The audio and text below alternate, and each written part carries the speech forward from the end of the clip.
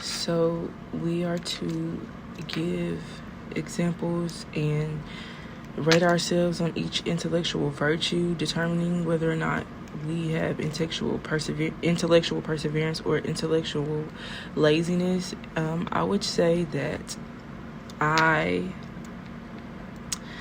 like to persevere through difficulty. As far as intellectually, and this video will explain why. So the first intellectual virtue is humility, and this involved recognizing that your beliefs or viewpoints may be flawed. This means that you're open-minded to learn and become more knowledgeable about the topic at hand. I am being unbiased and accept maybe new viewpoints. Just not having a one-track mind when it comes to like your beliefs, and knowing that something else could be true, or that your beliefs may be altered. You just have the openness to alter your train of thought upon new information. I would rate myself an 8 out of 10 because sometimes I am stubborn and I am stuck in my beliefs. But for the majority of the time, I don't know everything, and I recognize that. And I'm very open to becoming more wise and taking advice from others.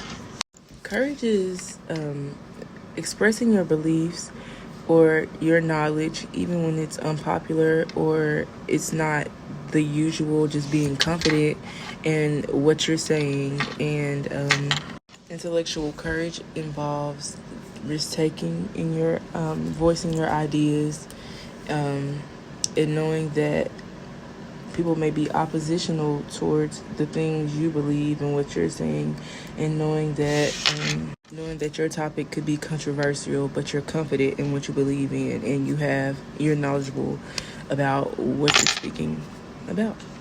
I would rate myself a 3 out of 10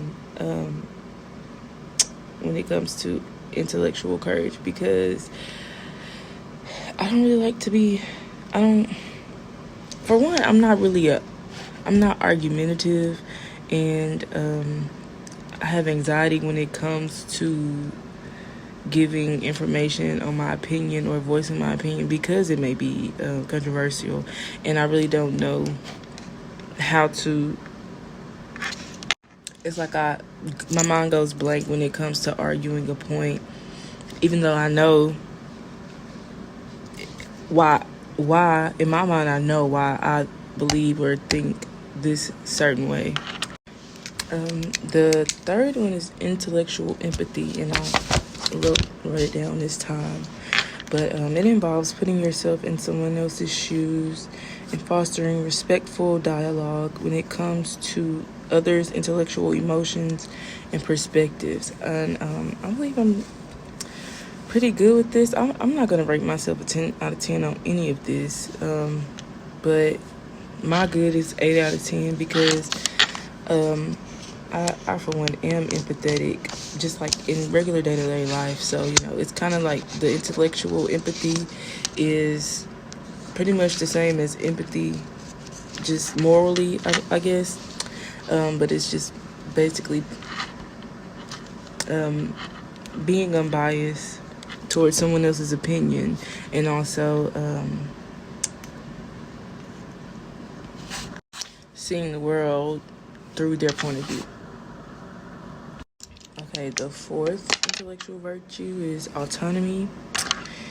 And this is thinking independently, using your critical thinking skills upon debate and new information. This encourages us to refrain from manipulating someone else's opinion, even though you may be wrong, and to take ownership of intellectual growth. And I would give myself an 8 out of 10 on this virtue because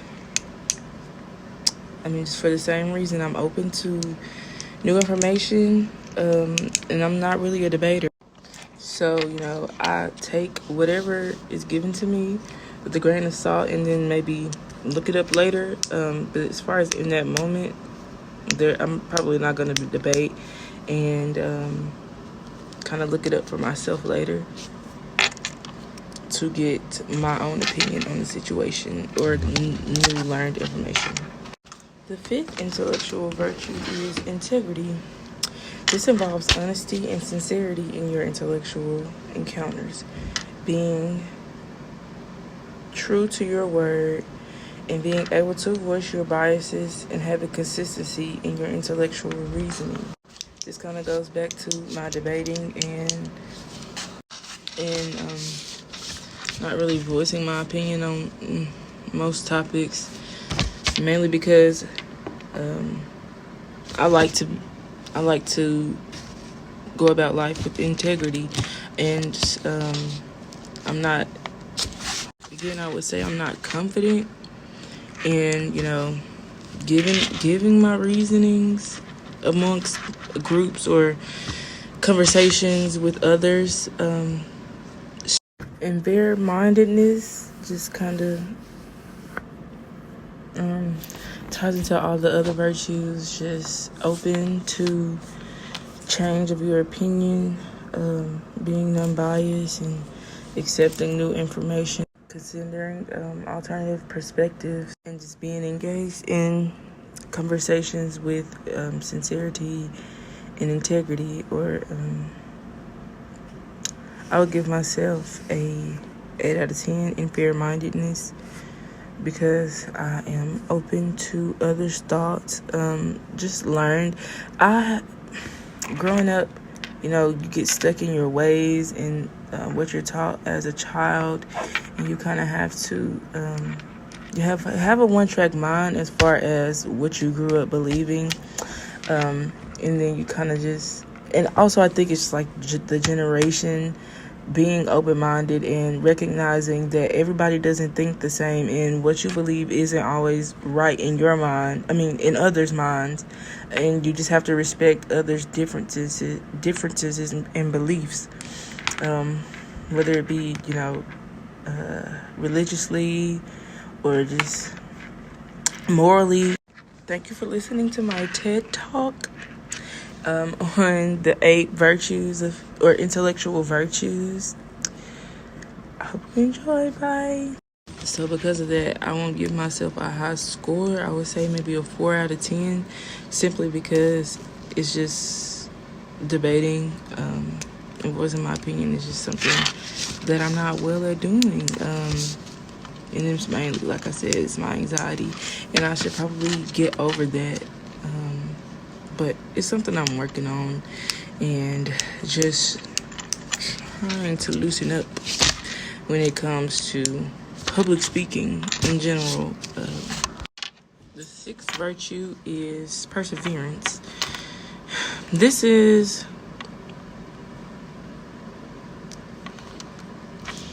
not giving up easily when faced with setbacks and obstacles intellectually. Setting goals and staying motivated, refraining from being deterred by difficulty or failures. For example, like hard classes, and having the desire to dive deeper into intellectual insight. I would say that in the past, I know Mrs. Bracy used giving up or like dropping a class when you see that when it has a level of difficulty, and I did that a lot when I was younger, and now that I'm older, I'm in the time where all these classes count, and I'm pretty much taking classes that are required for graduation. So I would say I'm at an 8 out of 10 on this one, because I have motivation now after so many years, and I'm determined to reach my goals. So the 7th virtue is confidence in reasoning. voicing your reason without doubt, being undoubtful towards the topic at hand that you're putting out, having confidence in your critical analysis, and having faith in why you believe what you believe, being well versed in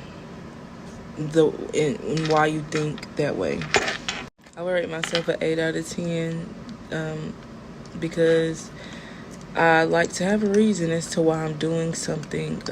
I try not to move about life with no purpose, especially just being older and finding myself. I like to know why I believe what I believe and becoming knowledgeable in the things I've learned and well versed.